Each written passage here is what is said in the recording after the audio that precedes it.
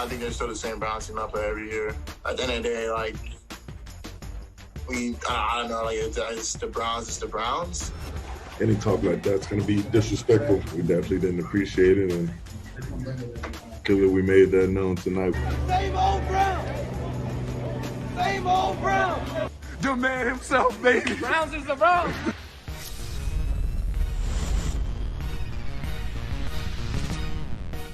The Browns is the Browns indeed. You know, Chris, we make our picks on Thursday. We lock them in on Thursday. When I saw on Thursday night that quote from Juju Smith-Schuster, the Browns is the Browns. Right. I paused. I stopped. I tried to talk myself out of thinking that that would in any way influence my read on the game. Surely at this level, words like that won't matter. Peter King was with me on Friday. He did, as he is wont to do, downplay the impact of words on a football team. These are grown men after all. This kind of thing doesn't affect them. This doesn't motivate them. The Browns is the Browns.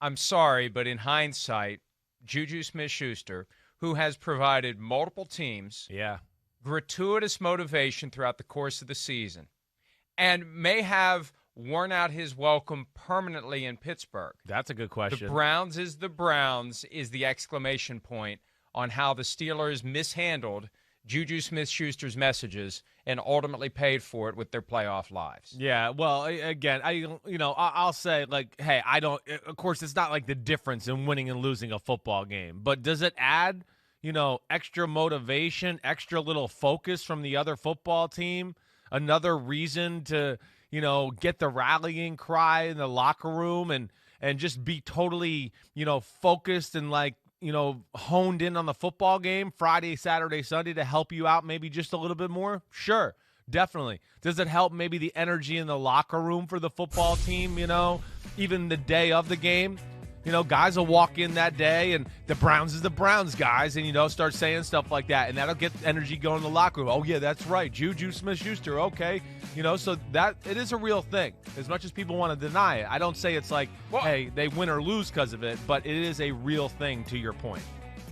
But let's think about where they were last week, where the Browns were, and how easy it would have been as the walls are closing in with all of the various COVID-19 issues, and then you're not going to have your head coach. And the NFL, which has been so malleable, to use one of the words you've been working on quite well, by the way. Thank you. To be so malleable about all things COVID-19 and then refuse to come up with a creative way to allow Kevin Stefanski to be involved from his basement, which would be easy to do. You got Mike Tirico at home calling a game on Saturday, Tony Romo at home calling a game on Sunday, and the Browns don't have their coach. So easy for the Browns to just allow this feeling of we got as far as we were going to get. We got to 11-5. It's not meant to be.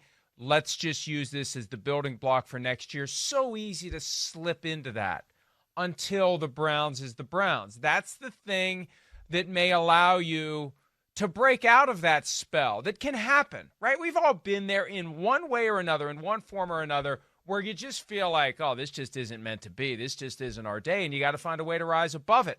And when your opponent helps you rise above it with the Browns is the Browns, you do rise above it. And you are the ones who are focused, and you are the ones who execute, and not the ones who come out and airmail a snap over the head of Ben Roethlisberger to start the game like Super Bowl 48. Are you kidding me, Marquise Pouncey? Let's just go ahead and do the Goats of the Week draft now. Goats in a bad way. Marquise Pouncey. What in the hell? And then there was a key play late in the game where he had a low snap. Yeah, right. I mean, come on, Marquise. You're the veteran. You're the seasoned pro. You're the guy who's the stabilizing force on the offensive line, and that set the tone. Now, look, the Steelers could have overcome it. 7-0 became 28-0. But, man, to have it 7-0 out of the gates like that, that didn't help. And the Browns were focused and the Steelers weren't. Mike Tomlin didn't have his guys ready. And Mike Prefer did. Right. Who would have thunk it? No, I know. I mean, who would have thunk it? Yeah. It's like Pittsburgh kind of went in like, hey, we're going to be fresh. We're the Pittsburgh Steelers. We've been in the playoffs.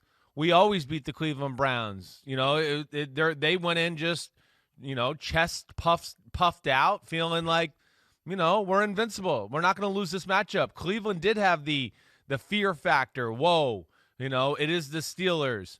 Whoa, we barely beat them last week, and they didn't play some of their starters. So there was some extra things there on their side, at least as far as human emotions, to make sure you're ready for the football game, to what you're saying, because it looked like one team came out flying high, ready to throw their body around and do whatever it took, and another team that just thought, oh, we're the machine of the Pittsburgh Steelers and we'll find a way to win it. And, Marquise Pouncey, and then Big Ben, and then, snap over your head, one-man route, throw the ball over the top of Benny Snell's head by 3 feet, interception.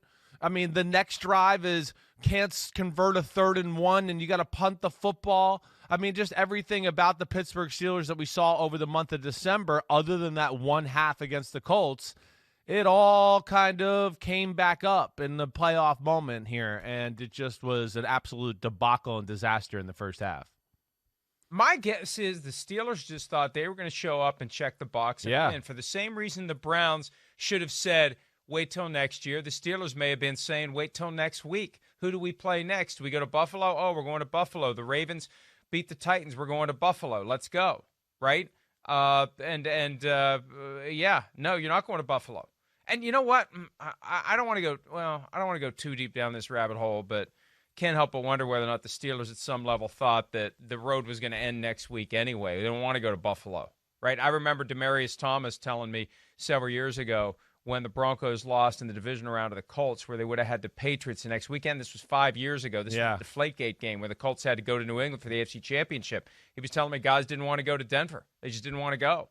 And, they got their wish. Or, no, they didn't want to go to New England. Excuse me. They didn't want to go to New England for the AFC Championship game. They got their wish. They didn't go. The Colts beat them. Yeah. I wonder if at some level the Steelers are thinking, we got our asses kicked by the Bills not that long ago. We don't think it's going to be any different. Maybe we don't want to go. No, maybe it's a combination of believing they were going to easily. Maybe some guys in the locker room think we're going to easily beat the Browns, and other guys are thinking, why are we prolonging this? Let's just get this over with. Let's just get on with our lives with all these lockdowns and COVID-19 and all this testing. If we're going to lose to the Bills anyway, let's just get it over with now. Well, that's not in their thought. That's not the Steelers. You know that. If anything, I bet at least 5 out of 53 guys, maybe more, I had that creeping around in their brain. I don't buy that. They're not getting to the Super Bowl this year, so what's the point? They're just the level of that. I'm just saying it's a stew of distracting emotions that the coach needs to iron out of all of them, whether it's we think we're going to easily beat the Browns or we have an ass-kicking waiting for us in Buffalo. They're very different, but they are similar insofar as they get you off the mark. And the Steelers were clearly off the mark last night. Clearly off the mark. I just, hey, they scored almost 40 points in the second half. I think it was like your first thing you said. It's overconfidence. We're the Pittsburgh Steelers. We've played playoff football. We're just going to show up. We've seen this before. we saw this a few years ago when the Jacksonville Jaguars came to the town of Blake Bortles. It was the same type of thing. Well, that's because they were waiting for the rematch. You're right. Mike Tomlin was the one who talked about the rematch. Sure, they were waiting for the Patriots. Right, like they were puffing their chest out then, like, hey, there's no way we're going to lose this. We're going to go that. It just had that way about it. And again, I don't know if that's really what it is. But what we watched on TV last night was one team that was clearly ready to play, more physical, had a different energy about them. And Mike, maybe you're right. Maybe the Marquise Pouncey snap, that just does enough to kind of, mess with the flow of the football game there a little bit. But either way, Pittsburgh is going to come away from the game and just look at it and go, man, Juju Smith-Schuster, wow, okay, before the game, he gives them bulletin board material. Marquise Pouncey, bad snap. Big Ben, damn. Interceptions. Deontay Johnson, yeah, it wasn't a perfect pass, but, you drop balls again, too. Oh, it's the short passing game that everybody knows you're going to do. Right, defensive lineman, just stick your hand up because he's going to throw it right by your ear hole. Oh, tipped in the air, throwing it to Vance McDonald. Interception. It's just like all the issues with the Steelers all came in the first half of the game, and it was just like, sorry, it's over right here. See you later. It's Cleveland's time, and, hey, they move on. Cleveland and Baltimore played better than Pittsburgh the month of December. I don't even know why we're so shocked. We were all fooled by the Steelers, the emblem, Big Ben, Mike T, all of it. We all were. Well, remember 2 weeks ago when they won the division and they partied like it was 1999. I was like, boy, this is a team that seems a little too happy to check the box as division champions. Maybe they knew what was coming. Remember, there was a sense that we had during their losing streak, they're not going to win in the postseason. But then they drew the Browns, and we thought, okay, they'll at least prolong it by a week because they're not going to lose to the Browns at home. They haven't lost to the Browns at home since 2003. Ben Roethlisberger, during his career, drafted in the first round of 2004, never lost at home to the Cleveland Browns. It's amazing when you think about it. And it makes you wonder which way it's going for Big Ben going forward. That's something we're going to be talking about a lot. We're going to be breaking down a lot in the coming days and weeks because, and look, I don't want to go too far down that rabbit hole today because we've got plenty of other things to discuss. Let's hear from Ben, and then I'll decide how much time I want to spend today on an issue that will dominate the next couple of weeks, which is what's Ben going to do in 2021. Here he is from immediately after the game.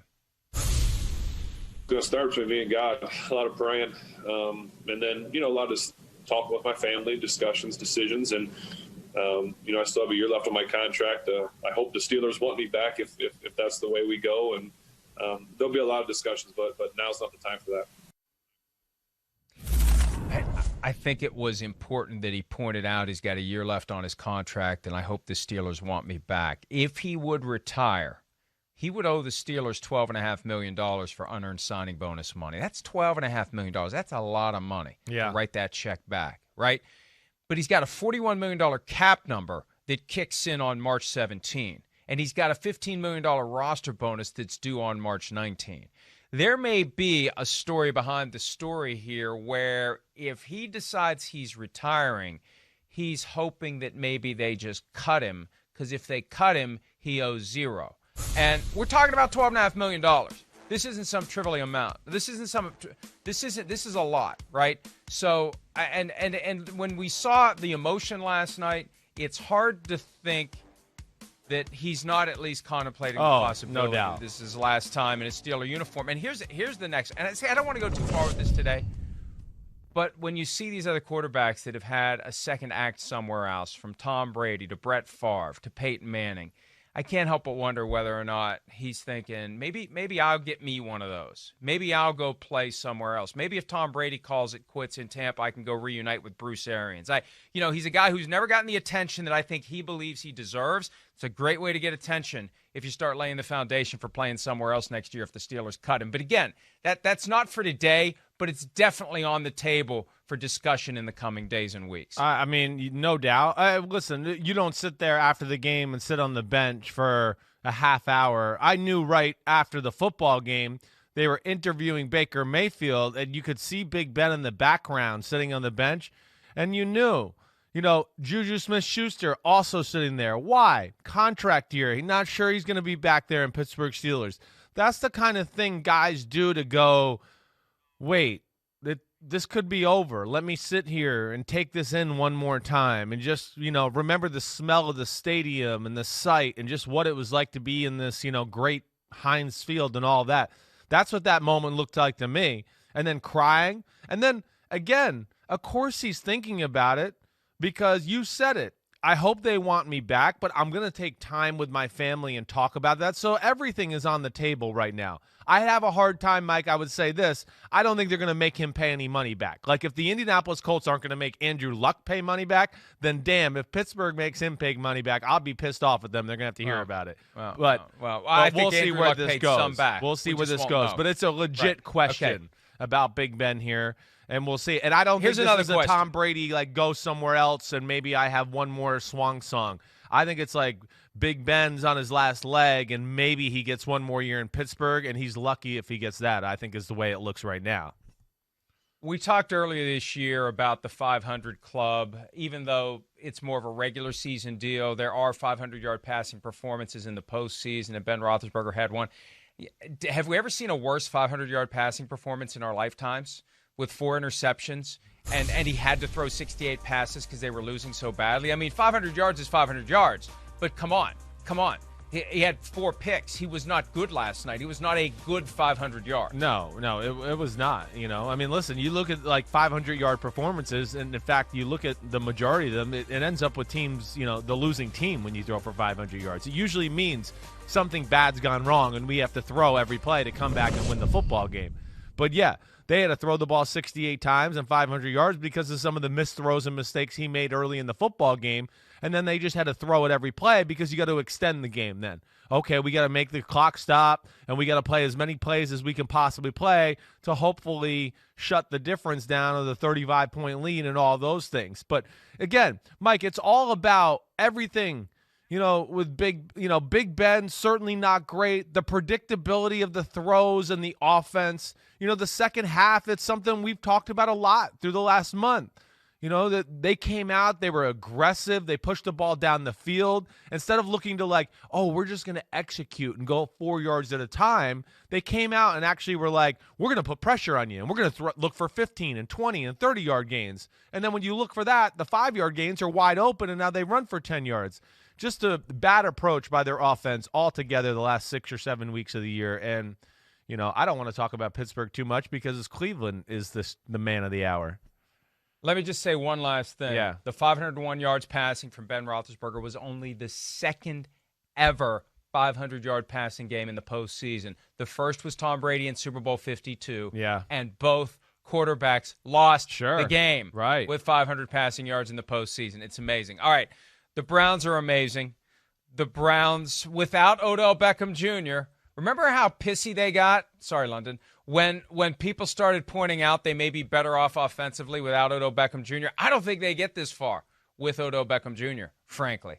We'll never know. Maybe we'll know next year. But I don't think they get that far this year. The offense has been great. Kareem Hunt had a couple of touchdowns last night. Now, look, it was opportunistic defense, right place, right time, make things happen. But Jarvis Landry, I remember when they traded for Jarvis Landry 3 years ago, Chris. I remember thinking, this guy is the quintessential AFC North receiver. This is Hines Ward. This is tough, hard-nosed, determined. And that's what we saw last night. Sometimes you'll watch a game and you'll see a guy who's got another level of effort and desire than everyone else around him. And that was Jarvis Landry. And that attitude, given his status on that team, surely spilled over to the other guys. When he's locked in, when he's dialed in, when he's focused, motivated, and determined, that spills over to the teammates, and that's one of the reasons why they played as well as they did, because he was possessed last night. Well, yeah, he played well. I mean, their whole team played well. Again, I don't know. I don't know about the Odell Beckham Jr. thing either. I'm not going to let you just sneak that comment in there and just go by it, okay? I don't know. I mean, I think they could have put you and me at receiver last night, and they still would have had a chance to win with the way the game played and the way Pittsburgh looked crappy on the offensive side of the ball. But you're right, Mike. I mean, the attitude of their football team, Jarvis Landry fits it perfect.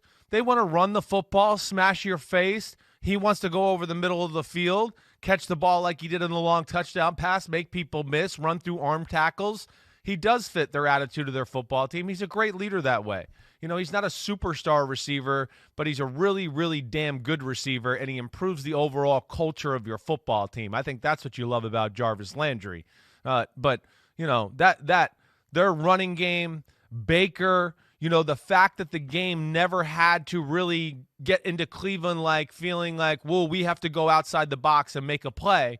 They got to run the ball, and they got to go, oh, wait, we're in the lead, so let's make quick throws and get the ball out of your damn hands so TJ Watt and company don't, strip sack fumble and get them back in the football game. And I think they just approached it all the right way once they got the lead, and Baker was pretty damn good. 28-0 first quarter lead. First time that's happened since the 1970 merger. Apparently there was a 1969 playoff game between the Oilers and the Raiders where there was a 28-0 first quarter lead. That's the last time it happened. And Baker Mayfield wasn't pressured all night. When you consider Joe Bitonio one of the guys who got bit by the COVID-19 bug, and they didn't practice until Friday. No practice until Friday. Is that going to be the next request from J.C. Treader, the Browns center and the Seriously. NFLPA Practice president. is overrated. We don't need practice on Wednesday or Thursday of any week. We just need a walkthrough on Friday. Right. And look how Baker Mayfield sprayed the ball around. Look, that's one of the ingredients for Mayfield playing well. If you keep guys out of his face, he's going to play well. I mean, that applies to most quarterbacks, but especially him. And I thought T.J. Watt would be all over Baker Mayfield.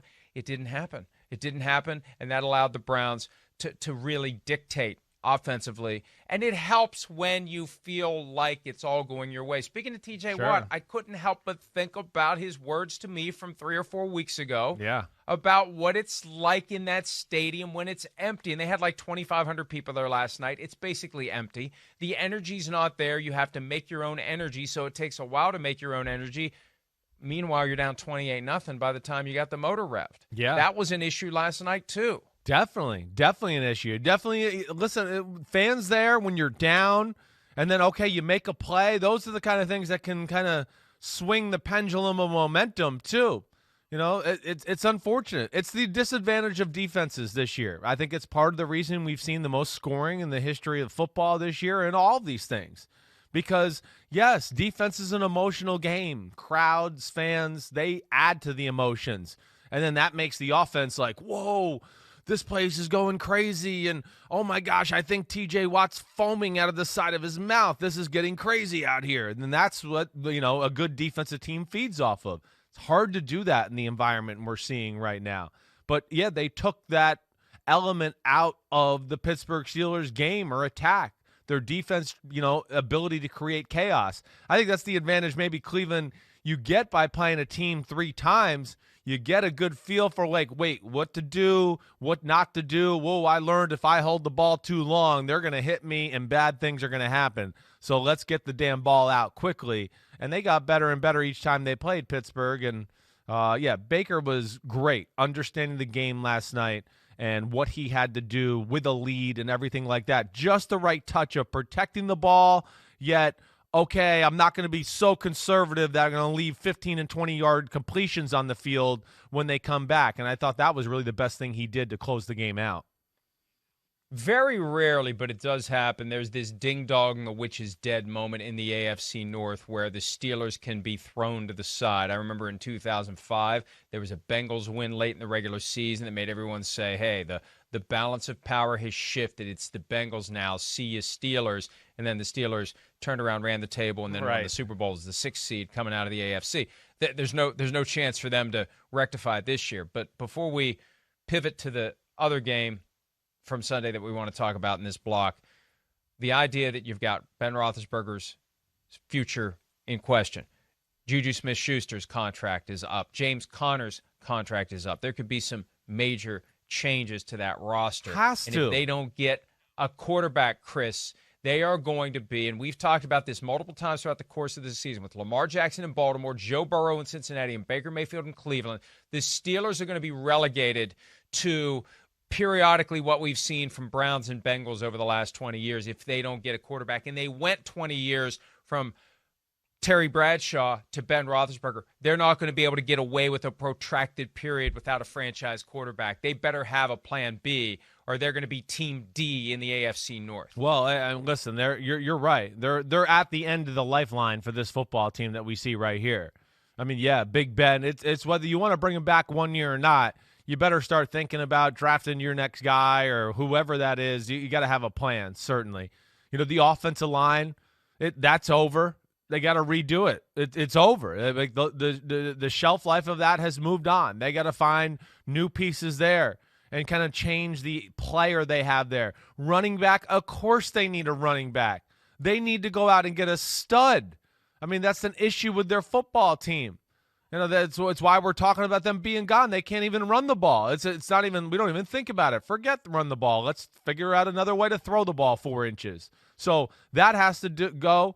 And then, you know, hey, listen, the defensive line, you got guys, you know, coming to the end of their contracts, things like that. You know, but quarterback, running back, offensive line, depth on defense, Mike, that's another issue that Pittsburgh's got to think about. It's T.J. Watt and Cam Hayward. They're in there the whole game. And their defense wore out at the end of the year, in my opinion. We've said it a few times here over the last month. It's just a lot of snaps. But, yeah, I think there's some major moving pieces that are going to have to be done there in Pittsburgh this offseason. And beyond that, look, I've lived near and or in Pittsburgh for most of my life. I grew up 60 miles away. I'm 100 miles away exactly right now. I lived in Pittsburgh. I went to college there. I practiced law there. I know that fan base, even though I'm not a member of it. People think I am. I'm not. Sorry, Steelers, or maybe you're happy. No, I think they're saying thank there you. There are people in that fan base who will wake up today seething about Mike Tomlin, because there's always a group of that fan base that is ready to get rid of him. Yeah. Chris, I remember having a report a few years ago, they know who we mean, that there are members of the limited partnership of the Pittsburgh Steelers ownership that have been pushing Art Rooney, yeah, I remember, the owner of the team, to make a change. You know, I feel like the Steelers at times just they keep their coaches forever because we're the team that keeps our coaches forever, and we always want to be the team that said, hey, we've had 3 coaches since 1969. Well, at some point, maybe you need a 4th coach. There's going to be people who say that. And Tomlin, unfortunately, gave that crowd some ammunition. Beyond, there was a curious moment where he should have clearly gone for 2 to cut the lead to 11 if they had gotten it, because then you're down 2 scores instead of 3. Yeah. Or you're not down 2 scores, you're down an 8 and a 3 instead of a 12. You can get it by with a field goal and tie the game up. He didn't do that.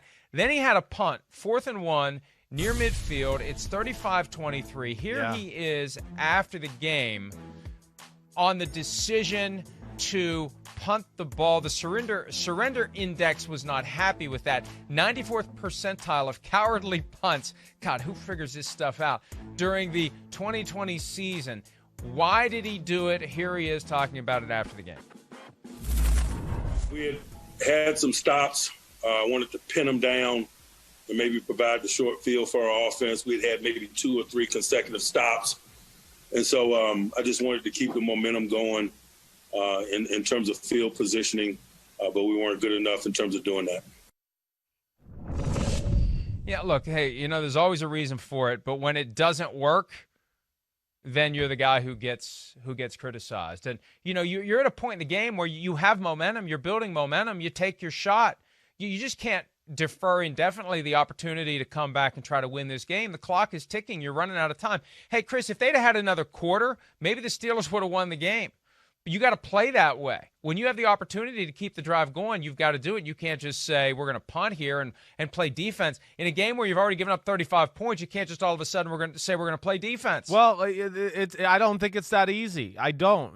Again, they're there and they're in the position they are because of that defense. And their defense, for lack of a better phrase, whooped the crap out of the Cleveland Browns in the 3rd quarter. I mean, Cleveland couldn't do anything.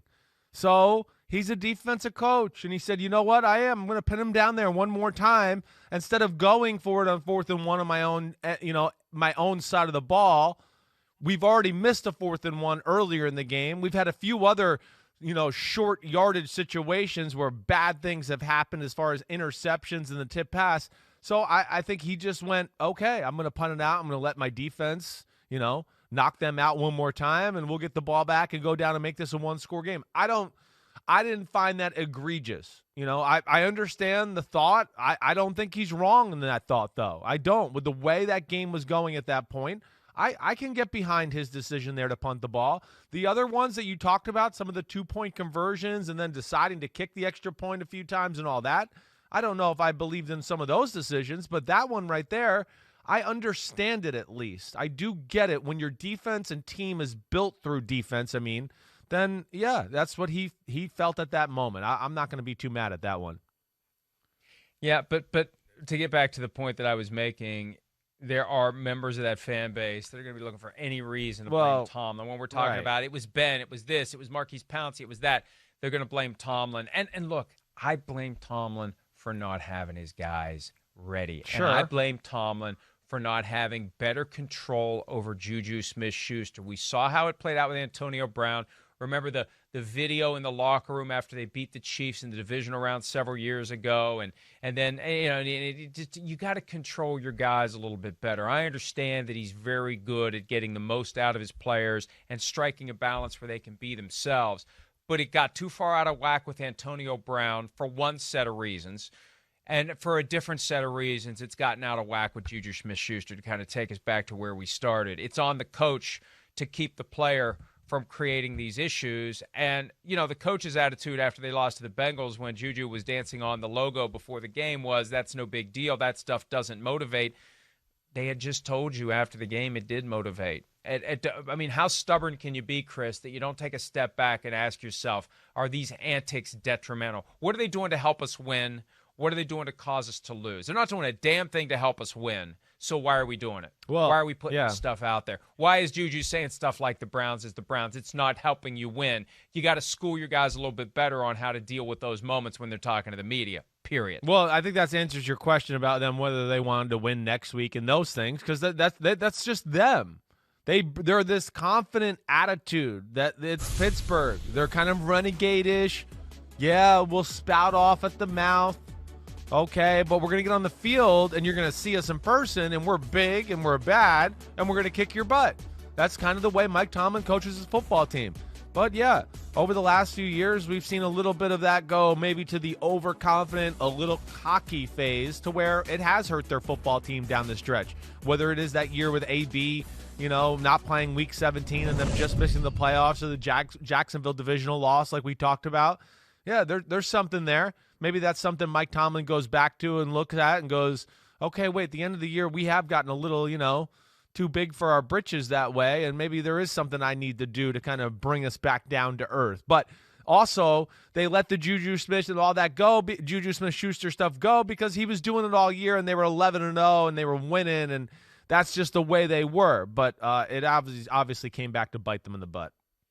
Yeah, just the way we are works until it doesn't. And when it doesn't, that's when you need to come up with something else. And look, you need to understand the reality in which the sport operates. One of the reasons why so many people connected to sport make so much money is because people are intensely interested in it. There is a huge army of media that covers it.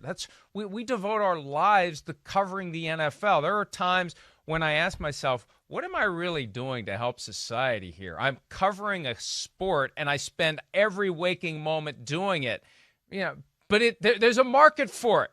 And with all the people who are covering the sport and listening to everything you say, it's incumbent on the player, the coach, and the organization to get it right. It's not that hard to get it right. It shouldn't be left to people interpreting what someone says, based upon the way they say it instead of what they really meant. You don't get the benefit of that doubt anymore. Not in the NFL. You said it. You said it. You put it out there, and somebody's going to run with it. And so it's on them. It's on them to fix it. That's one of all the things the Steelers need to fix this offseason. One of the things they need to fix is making sure they're not letting their players say things that can and will be used against them on the field. That's job number one. It shouldn't be that hard to do, but it definitely needs to be done. Yeah, I agree. That has to be, reined in a little bit there in Pittsburgh. There's no doubt about that. And I'm with you there too with the, the media makes a bigger deal of it. No, stop that. No. I'm so sick of That's that why crap we're here. And that talk. It's why everybody's here. It's why everybody's here. It's why the football players are there, the fans in their stadium. It's all part of this great cycle that makes great for American sports. And don't say the media made a bigger deal about it, because nobody made a bigger deal about it. Oh, wait, then the team that was playing the guy. So the media didn't do it. That was real. It was a real comment, a real emotion with a real person and a real face. And then the guy and the team in the Browns uniforms, they thought it was real too, and they made it a real thing in their locker room. I can't stand that talk about media fabrication. Stop. Anything you say can and will be used against you. That's message number one for all PR executives with every team to communicate to coaches, players, everyone. And again, it's not that hard. And if it is that hard, then you need to be like Bill Belichick and say as close to nothing as possible. But that's where the rubber meets the road on building your brand, right? Because it's hard to build a brand if you're not talking. You have to embrace these opportunities to talk. Well, you got to be careful what you say. And when you ask Juju Smith-Schuster to talk about the Browns, how hard is it to just say, man, the Browns are really good. The Browns have had a rough history, and they need to be proud of what these players have done to turn this around, because there used to be a time where you look at the Browns and you just say the Browns is the Browns. The Browns isn't the Browns anymore. How hard is that? How hard is that, Chris? No, I know. I hear you, Mike. It's they got to work on that. Juju's definitely got to work on that, no doubt. Now, he's going to be working on it for a different team. Prediction, he's not going to be a Steeler next year. I would agree with that. They can't keep everybody. We talked about the issues they have. They got Chase Claypool, who's going to be their star receiver. And Deontay Johnson, he's getting to a point where they're going to have to pay him too. And I think they like him better as well. He's a little more versatile in his talent. I'm with you. I would expect to see Juju on a different team next year. Maybe playing for the Browns next year. He fits that style of play. That would be awesome if it works out that way. Or the Ravens. He fits that style of play too, although he'd be doing a lot more blocking than it would be catching patches. Yeah. Hi, I'm Mike Tirico, and thanks for watching. Make sure to hit subscribe for the latest news and highlights from NBC Sports.